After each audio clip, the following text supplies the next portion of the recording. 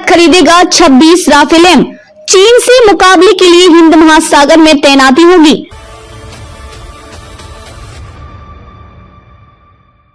नमस्कार, मैं खुशी और आप देख रहे हैं स्वतंत्र भारत न्यूज। आइए नजर डालते हैं इस वक्त की खास खबर पर। 50,000 करोड़ की डील पर चर्चा कल। भारत नेवी के लिए फ्रांस से 26 राफेल एम फाइटर जेट खरीदने की डील करने जा रहा है। इसकी चर्चा के लिए फ्रांस सरकार और डस्टॉल कंपनी के अधिकारी कल भारत आएंगे। वे रक्षा मंत्रालय के कॉन्ट्रैक्ट नेगोशिएशन कमेटी से डील को लेकर चर्चा करेंगे। टाइम्स ऑफ इंडिया की रिपोर्ट के मुताबिक 50,000 करोड़ की इस डील के तहत फ्रांस राफेल एम जेट के साथ हथियार, सिमुलेटर, क्रू के लिए ट्रेनिंग और लॉजिस्टिक सपोर्ट भी मुहैया कराएगा। रक्षा मंत्रालय ने बताया कि मीटिंग में नेवी के अधिकारी भी शामिल रहेंगे। वे इस वित्तीय वर्ष के अंत तक फ्रांस के साथ बातचीत पूरी करने और डील पर हस्ताक्षर करने का प्रयास करेंगे। नेवी के लिए खरीदे जा रहे 22 single seat Rafale M jet और 4 double trainer seat Rafale M jet Hind Mahasagar में चीन से मुकाबले के लिए INS विक्रांत पर तैनात किए जाएंगे। इस डील की जानकारी सबसे पहले पीएम मोदी की पिछले साल की फ्रांस यात्रा के दौरान सामने आई थी। इसके बाद रक्षा मंत्रालय ने लेटर ऑफ रिक्वेस्ट जारी किया था, जिसे फ्रांस ने दिसंबर 2023 में स्वीकार किया। इससे पहले सितंबर 2016 में 59,000 करोड़ रुपए की डील के तहत भारत वायुसेना के लिए फ्रांस से 36 राफेल लड़ाकू विमान खरीद चुका है। इस बार भारत राफेल एम विमान खरीद रहा है। राफेल का एम वर्जन भारत में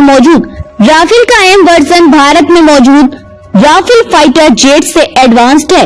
इसका इंजन ज्यादा ताकतवर है, इसलिए यह फाइटर जेट INS विक्रांत से इसकी जंग कर सकता है। यह बहुत कम जगह पर लैंड भी कर सकता है। इसे short take off but arrested landing कहते हैं। राफेल के दोनों वेरिएंट में लगभग 85% कॉम्पोनेंट्स एक जैसी हैं। इसका मतलब है कि स्पेयर पार्ट से जुड़ी कभी भी कोई कमी या समस्या नहीं होगी। यह 15.27 मीटर लंबा, 10.80 मीटर चौड़ा, 5.34 मीटर ऊंचा है। इसका वजन 10,600 किलो है। इसकी रफ्तार 1,912 किलोमीटर प्रति घंटे है। इसकी 3,700 किलोमीटर की रेंज है। यह 50,000 फीट ऊंचाई तक उड़ता है। ये एंटी शिप स्ट्राइक के लिए सबसे बढ़िया माना जा रहा है। इसे न्यूक्लियर प्लांट पर हमले के नजरिए से भी डिजाइन किया गया है। INS विक्रांत के समुद्री परीक्षण शुरू हो चुके हैं। उसके डेक से फाइटर ऑपरेशन परखे जाने वाली है। सौदे पर मोहर लगने के कम से कम 1 साल तक तकनीकी और लागत संबंधी औपचारिकताएं पूरी होंगी। एक्सपर्ट्स का कहना है कि नौसेना के लिए राफेल इसलिए भी उपयुक्त है क्योंकि वायुसेना राफेल के रखरखाव से जुड़ा इंफ्रास्ट्रक्चर तैयार कर चुकी है।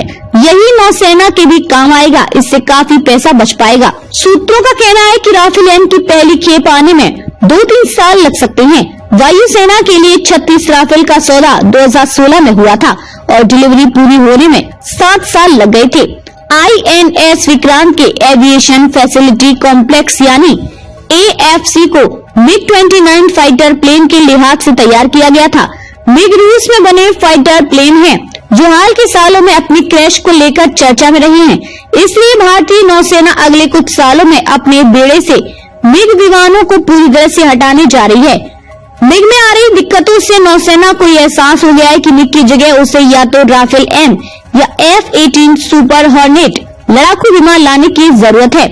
नौसेना ने 2022 में कहा था कि विक्रांत को MiG-29 के लिहाज से डिजाइन किया गया था, लेकिन वह इसकी जगह बेहतर डेक वेस्ट फाइटर प्लेन की तलाश कर रही है। इसके लिए फ्रांस के राफेल एम और अमेरिका के Boeing F-18 super hornet fighter plane की खरीद के लिए भी बातचीत चल रही है। लेकिन अब नौसेना फ्रांस के राफेल एम को खरीदने पर सहमत हुई है। अब तक के लिए बस इतना ही। फिर होगी आपसे मुलाकात ऐसी एक और खास खबर के साथ। तब तक के लिए नमस्कार और देखते रहिए स्वतंत्र भारत न्यूज। ऐसे ही लेटेस्ट अपडेट्स के लिए हमारे चैनल स्वतंत्र भारत न्यूज को सब्सक्राइब करें और तुरंत नोटिफिकेशन पाने के लिए बेल आइकन प्रेस करना ना भूलें। यदि आप हमें फेसबुक के माध्यम से देख रहे हैं तो हमारे पेज स्वतंत्र भारत न्यूज को फॉलो जरूर करें। धन्यवाद।